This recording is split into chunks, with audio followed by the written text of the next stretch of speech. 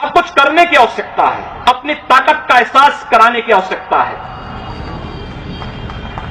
कौन मौलाना हैदराबाद से बोलता है, कौन कहां से बोलता है, इसलिए बहुत चिंता मत करिए, क्योंकि बकरे की अम्मा कब तक खैर मनाएगी आप देखते रहिए। बस बहुत दिन चलेगा नहीं ये। उन सबको मालूम है कि आने वाला समय और आने वाला दिशा क्या होने जा रही है। यह हिंदुत्व की सदी है और हिंदुत्व की सदी केवल भारत की नहीं दुनिया की सदी होगी। पूरी दुनिया के अंदर हिंदुत्व का झंडा एक बार पुनः मजबूती के साथ भगवा झंडा दुनिया के अंदर कोने कोने में लहराएगा। उसके अनुसार एक बार पुरुषार्थ किए जाने की आवश्यकता है। हिंदू कभी निराशावादी नहीं हो सकता है, कभी नहीं। दुनिया के अंदर तमाम संस्कृतियां मिट गई, तमाम परंपराएं मिट गई, सब कुछ नष्ट हो गया, कोई पूछने वाला नहीं, इतिहास में नाम शेष हो गए। लेकिन इतनी विपत्तियों के बावजूद, हजारों हमलों को झेलने के बावजूद, तमाम षड्यंत्रों के बावजूद, अंदर और बाहर दोनों से हमलों को जूझते हुए भी अगर सनातन हिंदू धर्म मजबूती के साथ खड़ा है तो वह किसी के बल पर नहीं, इस जनता की ताकत के बल पर है। और जब तक आस्था सनातन हिंदू धर्म के प्रति आप सबकी बनी रहेगी, भारत माता के प्रति आपकी बनी रहेगी, दुनिया की कोई ताकत आपका बाल बांका नहीं कर पाएगा। हमें किसी ओबामा से सर्टिफिकेट की आवश्यकता नहीं। हिंदुत्व पर जो प्रहार करेगा उसको महाप्रलय को स्वयं आमंत्रित कर देगा, उस महाप्रलय की चपेट में स्वयं भी आएगा। इस बारे में किसी को कोई गलतफहमी नहीं होनी चाहिए। और इसलिए बंधुओं, आप सबका मैं आह्वान करूंगा।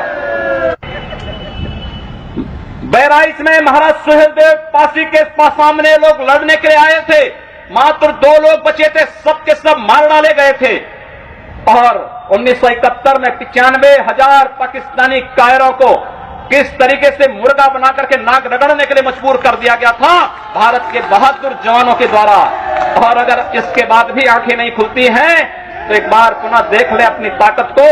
मैं तो यही कहूंगा, अंत में मुझे केवल यही कहना है कि बहुत महत्व मत दीजिए, ये हैदराबादियों को बहुत महत्व मत दीजिए, ये सब मौलानाओं को बहुत महत्व देने की आवश्यकता नहीं।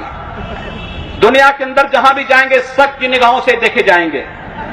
भारत का संत दुनिया के अंदर कहीं भी जाता है सम्मान की निगाहों से देखा जाता है। पूरी दुनिया के अंदर जहां भी भारत की संत परंपरा जाती है। सिंगापुर में मैं गया, मैं देर में पहुंचा, जब एयरलाइंस में बैठने के लिए हुआ तो उसने मेरे कपड़े देखे और सबसे आगे की सीट में बैठे हुए लोग वो खड़े हो गए, वो मुझे बुलाने लगे कि आप आगे। मैंने कहा नहीं, मेरी सीट पीछे। कहा नहीं आप आगे बैठिए। वहां की थाईलैंड में गए, वहां की बस में आगे की 2 सीट तो केवल संतों के लिए है, यानी मुफ्त में यात्रा करिए, जितनी यात्रा कर सकते हैं। दुनिया के अंदर कहीं भी आप जाएंगे भारत की संत परंपरा का सम्मान है और भारतीय नागरिकों का सम्मान है। यह भारतीयता की देन है। ओबामा जी, इसके लिए किसी से हम लोगों को सर्टिफिकेट लेने की आवश्यकता नहीं। हमारा प्रमाण हमारी विरासत है, हमें जो कुछ भी मिला है वह दुनिया के सामने है। लेकिन याद रखना, अगर कोई हिंदुत्व को छेड़ेगा तो वह मानवता की बर्बादी का संदेश होगा और कुछ नहीं होगा। हिंदुत्व दुनिया के अंदर सुख और शांति का प्रतीक है और विश्व हिंदू परिषद इसका नेतृत्व कर रहा है। विश्व सुरक्षा की गारंटी हो।